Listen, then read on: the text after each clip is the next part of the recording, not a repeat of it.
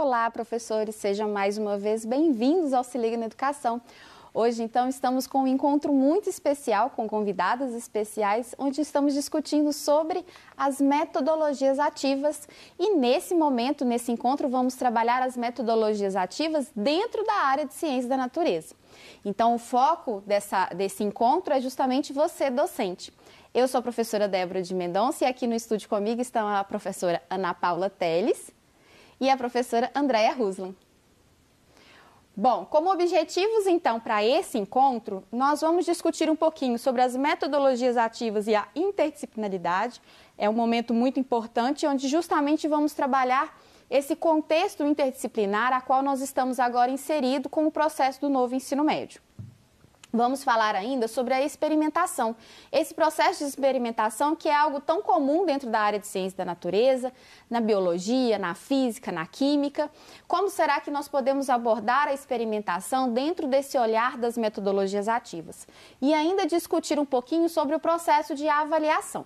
Então, nossos temas da aula de hoje requer uma discussão bem ampla, mas na verdade nós vamos fazer algo bem sucinto. E para isso eu trouxe aqui comigo, né, que estão aqui comigo no estúdio, as professoras Ana Paula e Andréia. Tudo bom? Tudo bem. Então vocês podem se apresentar um pouquinho para a gente? Então, primeiro agradecer o convite, né, Débora? O prazer é todo nosso. Eu sou Ana Paula Teles, eu sou bióloga. Tenho mestrado e doutorado em educação e atualmente estou fazendo pós-doutorado em educação. E eu sou a Andréia Ruslan, sou professora de Ciências e Biologia, mestre em Microbiologia e especialista em Tecnologias Digitais e Educação. Muito obrigada pelo convite, Débora. O prazer é todo meu, o prazer é todo nosso, com certeza. Bom, e eu queria que vocês começassem falando um pouquinho, afinal de contas, o que é interdisciplinaridade? Será que eu, como professora de Química, se eu abordar um tema na aula de Biologia, já é algo interdisciplinar? Não é bem assim, né? A gente precisa pensar o quanto a interdisciplinaridade ela é importante. A gente vive num mundo em que os problemas são cada vez mais complexos e uma área de conhecimento não vai dar conta de resolver sozinha. Então, eu vou pensar nesses temas, né, nesses problemas e aí possibilitar que os professores possam se encontrar para discutir como as suas disciplinas, como as suas áreas de conhecimento, não só das ciências da natureza. Se tiver oportunidade para os da ciência da natureza se encontrar, já vamos ter um grande ganho, Com né? Com certeza. Mas temos que pensar também nas outras áreas de conhecimento e pensar como que cada disciplina pode contribuir. E isso vai ajudar, inclusive, naquele ponto que a gente estava falando na outra aula sobre a questão do tempo, né? Porque quando eu penso num tema coletivo e como cada disciplina vai contribuir, eu da biologia, por exemplo, se eu vou falar sobre o tema água, eu não tenho que abordar necessariamente as questões da química, né? Porque eu já estou trabalhando conjuntamente com o professor da química, com a professora de química, né? Então, eu sei que esse outro professor vai contribuir e vai detalhar esse aspecto. Então, a gente acaba ganhando tempo.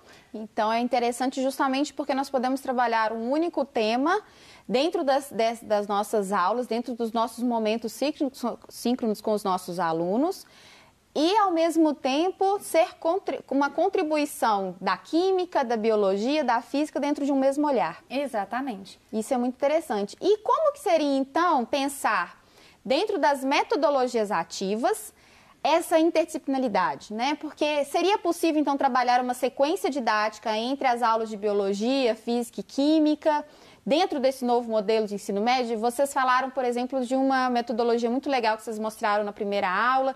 Como que seria isso de forma interdisciplinar? Com certeza é possível trabalhar. Inclusive, né, cada área vai contribuir ali de alguma forma para ampliar ainda mais o conhecimento do aluno sobre um determinado tema. Em relação a esse trabalho interdisciplinar, o que eu sugiro é escolher um grande tema, por exemplo, mudanças climáticas.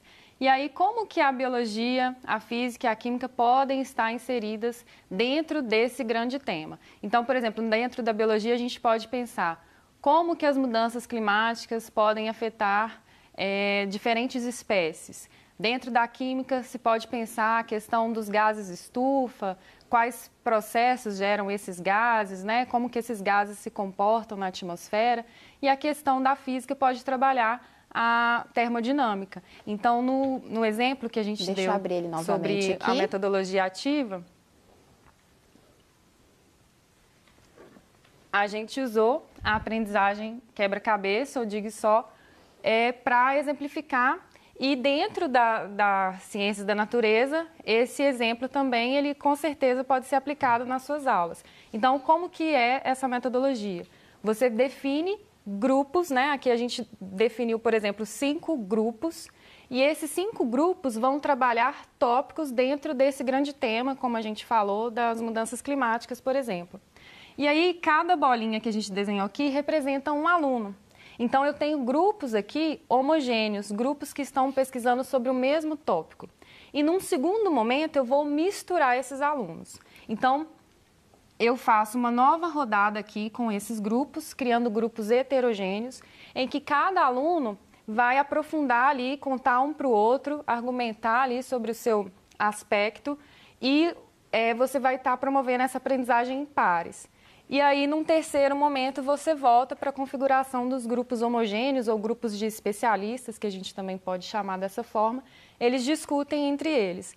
Uma outra possibilidade é você começar com essa configuração, e aí cada aluno pesquisa um tópico definido por você, ir para o grupo de especialistas e depois voltar. Então, você pode brincar também com esses formatos e ver o que se adapta melhor ao seu contexto, o que os meninos se adaptaram mais. Porque, por exemplo, nesse contexto aqui, você tem um primeiro momento que cada aluno é responsável por uma tarefa.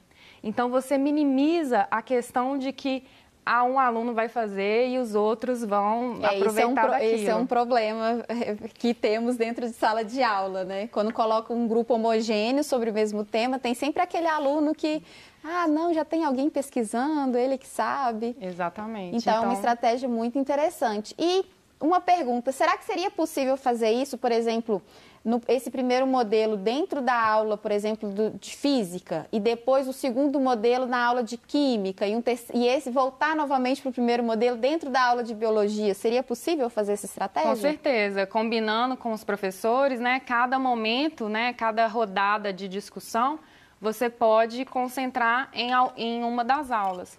E aí, aproveitando a presença dos 3 professores, talvez algumas questões que sejam mais da química, ou da biologia, ou da física, os professores podem ajudar mais esses grupos a entender sobre aquele assunto. Então, as metodologias ativas, elas contribuem e muito justamente para esse processo interdisciplinar que nós, professores, estamos experimentando agora, né? Essa nova realidade do novo ensino médio.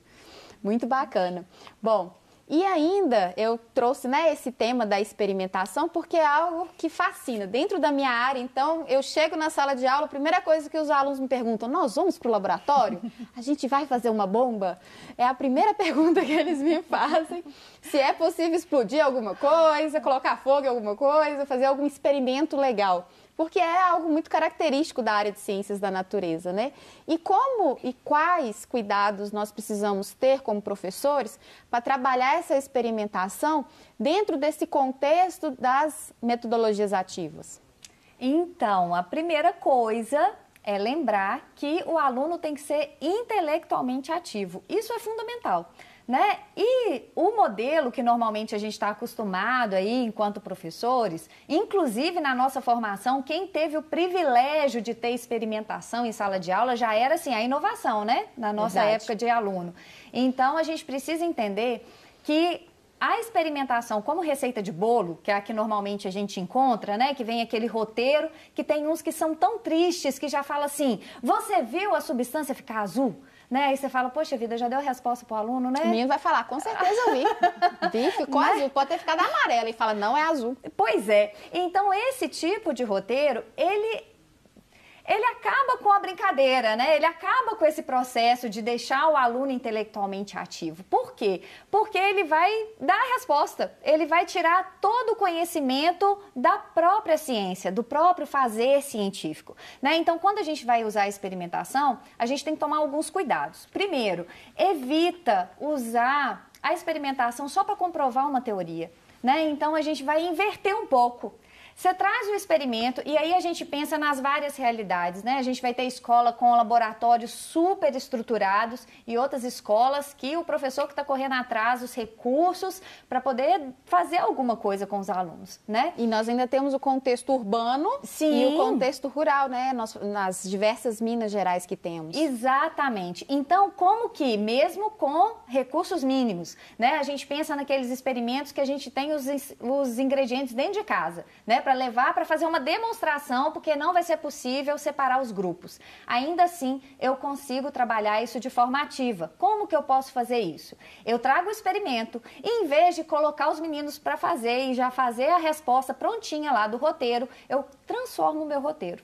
Então, eu vou trazer uma problematização. Eu pergunto para eles o que eles acham que vai acontecer com aquilo ali, por exemplo, e eles começam a levantar hipótese, e eu pergunto, olha só, o que vocês acham da hipótese do fulano? E jogo isso para os alunos, para que eles possam discutir. E outra coisa é a questão de valorizar o erro, né? É muito comum, principalmente na química, né? Quando a gente separa os grupos, cada grupo sai de uma coisa, aí o menino fala, ai, eu errei. Eu fiz errado. Deu errado, não saiu. Então, às vezes, a gente pensa que isso é um problema, né? A gente fica, ai, meu Deus, como que eu vou fazer? O aluno fica desorientado porque nós somos numa cultura em que só pode falar o certo. Só pode dar certo. E isso não tem nada a ver com a ciência, gente. A ciência, o que mais acontece é dar errado. E o que faz a ciência evoluir é a discussão desse erro, né? É por que aconteceu isso? O que aconteceu nesses procedimentos que a gente estava fazendo aqui que não chegou no resultado que era o tal esperado, né? E esse é um momento riquíssimo para o aluno refletir, porque ele vai ter que mobilizar conhecimentos conceituais, ele vai ter que mobilizar o próprio raciocínio metodológico, né? Por que um grupo fez um jeito, outro grupo fez de outro.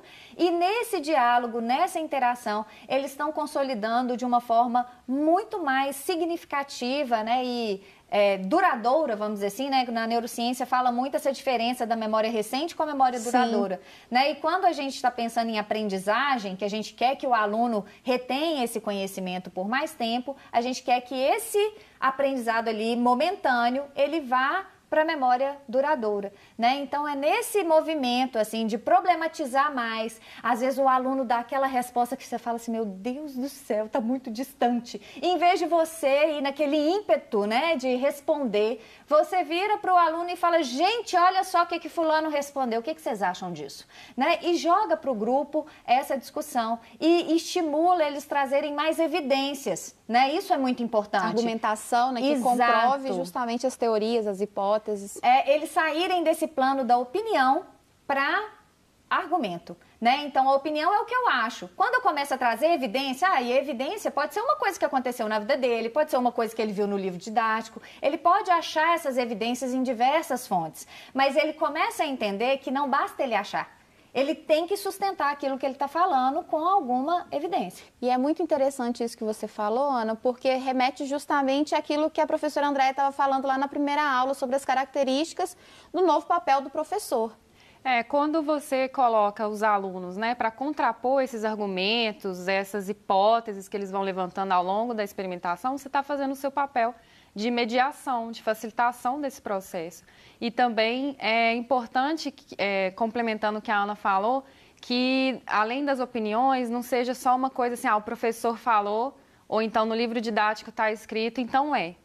Então, para que eles possam vivenciar isso, para que realmente essa aprendizagem possa ser mais duradoura e mais significativa para eles. E para isso, a experimentação não necessariamente precisa passar pela mão do aluno todas as vezes, né? O professor pode começar com uma, sei lá, no início do ano letivo, começar com uma experimentação demonstrativa, depois pega um ou outro aluno aqui para poder ir usando como ajudante, depois você pode ir dando justamente essa autonomia até mesmo dentro do processo de experimentação e tudo isso pautado dentro das metodologias ativas. Então, ou seja, professor, se você tem esse recurso, se você consegue trabalhar desta forma com os seus alunos, você tem então mais algo inovador, vamos dizer assim, podemos dizer isso, né? Em referente então aos seus alunos, né, trabalhar isso dentro desse processo que vocês estão vivendo.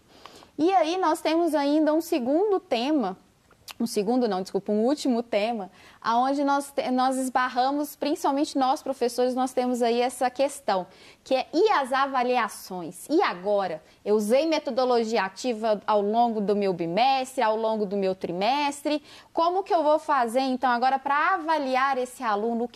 Quais são os recursos, professoras, que eu tenho para poder avaliar o meu aluno? Dentro da avaliação é sempre bom a gente pensar primeiro, né, de todos os seus planos de aula que você construiu, as suas sequências didáticas, quais foram os seus objetivos de aprendizagem? E a partir dali você vai selecionar como você vai avaliar, o que você precisa avaliar e como você vai avaliar. Então, ter esses objetivos de aprendizagem em mente é o que vai nortear a avaliação, porque o aluno ele precisa entender que existe uma coerência com a sua aula e a forma como ele está sendo avaliado. Se não existe essa coerência, o que vai acontecer? Esse aluno não vai atender às suas expectativas de avaliação.